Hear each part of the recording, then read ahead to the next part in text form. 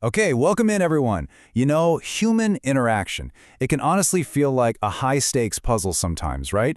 Whether we're navigating a tense boardroom, trying to close a massive deal, or honestly, just wanting to connect a bit better with our own families, our success literally depends on how well we understand the people sitting right across from us. So today in this explainer, we're going to decode a classic framework, almost a 90-year-old cheat code that's been adapted into some really modern, actionable strategies. And look, we're not just going to sit here and look at abstract theory today. No way.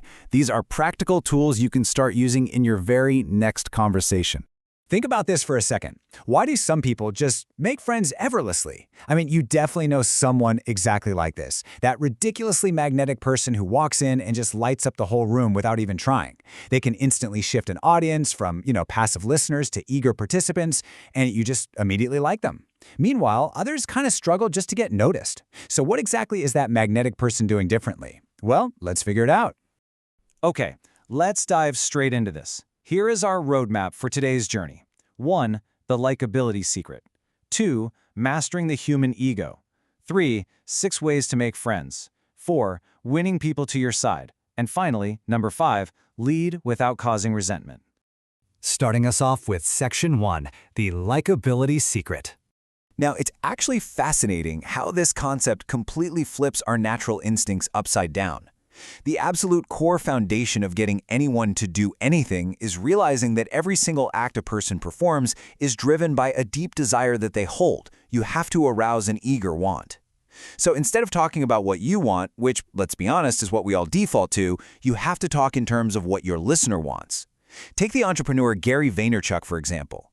He spends the vast majority of a hiring interview not talking about his own company's needs, but actually trying to pinpoint exactly what the candidate desires. Once he finds that true, underlying goal, he builds a vision for that candidate to succeed using that exact desire. He basically explains how joining his company will help them reach their own personal goals. It sounds counterintuitive, but to achieve your goals, you literally have to focus relentlessly on helping others achieve theirs. Moving right along to Section 2, mastering the human ego. As Dale Carnegie so perfectly pointed out, criticizing someone is quite literally the easiest thing in the world to do, but it is completely and utterly futile. Why? Because it instantly puts people on the defensive. It completely damages their self-esteem. And sure, unloading your frustrations might give you a quick short-term ego boost, but it practically guarantees long-term resentment from them. And that resentment? Yeah, it can simmer for years and then surface at the absolute worst possible time. The golden rule here is if you want to gather honey, you simply cannot kick over the beehive. We are creatures of emotion, after all, not logic. So the crucial point here is understanding the vast difference between hollow flattery and genuine appreciation. Getting someone to do something requires making them feel appreciated. It's a massive, deeply ingrained human desire. But, people have a built-in radar for fakeness. Flattery is really just telling someone what they want to hear. It's exaggerated, it's insincere. Sincere appreciation, on the other hand, is firmly grounded in reality.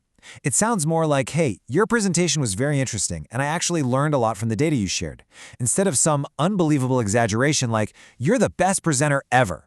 It has to come from a place of real gratitude, not manipulation. Okay, let's look at Section 3, 6 ways to make friends. Let's rapid fire through these 6 simple daily tweaks that just work absolute magic. First up, be genuinely interested in others. Honestly, you'll make more friends in 2 months doing this than 2 years trying to get them interested in you. Second, just smile. It's a literal messenger of goodwill that instantly makes a great first impression. Third, remember their name. To any person, their name is the absolute sweetest, most important sound in any language. Seriously, create a system to remember it. Fourth, listen actively and really encourage them to talk about themselves. Fifth, discuss their interests. And finally, number 6, make them feel important by just doing small, selfless acts of kindness. To see how this builds into an incredible real-world application, consider this simple rule. To be interesting, be interested. Theodore Roosevelt actually used this as a fascinating pattern interrupt. Whenever he hosted social events, he didn't just rely on his own presidential charisma. Actually, scratch that, he didn't rely on it at all. Instead, he would stay up late the night before, spending hours researching the specific passions and interests of his upcoming guests. He knew that communicating with people about what they value most creates an instant, deep connection. You gotta talk about what matters to them, not to you. All right, stepping right into Section 4, winning people to your side. So, the very first rule of winning an argument is, well, to avoid it entirely.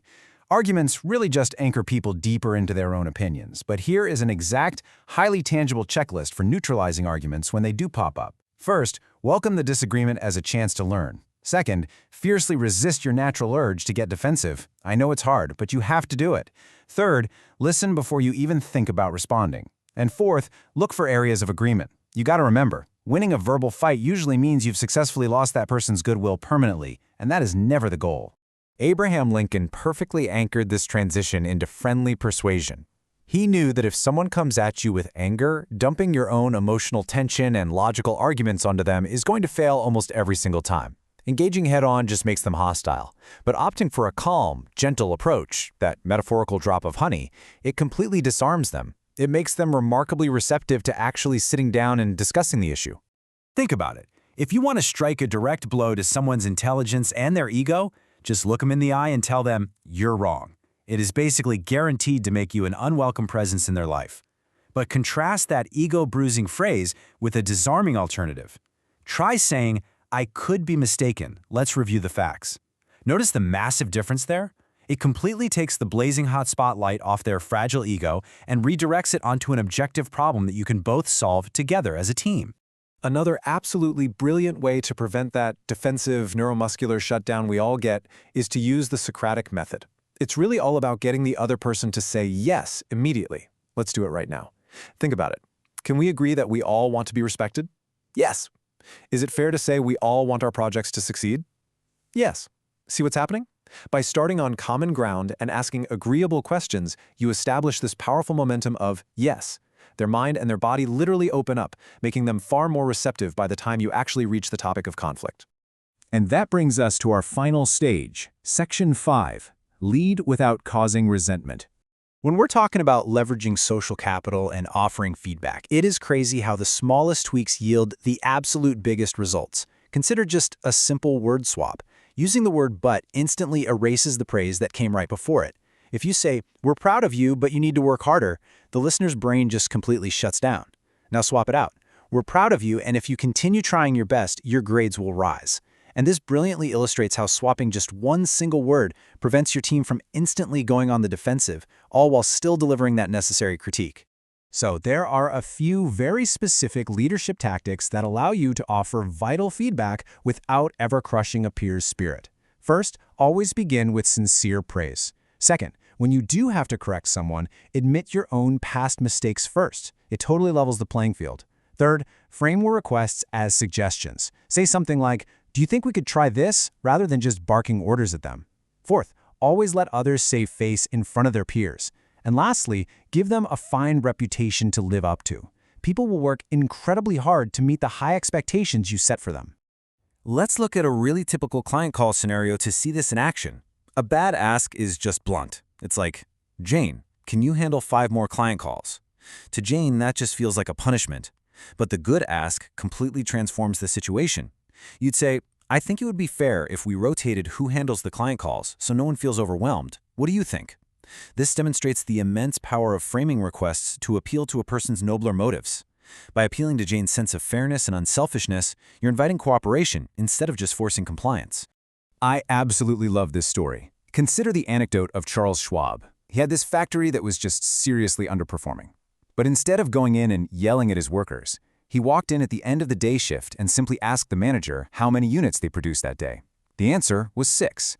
So Schwab took a piece of chalk, wrote a giant 6 on the factory floor, and walked out without saying a single word. When the night shift came in, they saw the 6, understood exactly what the context was, and got straight to work.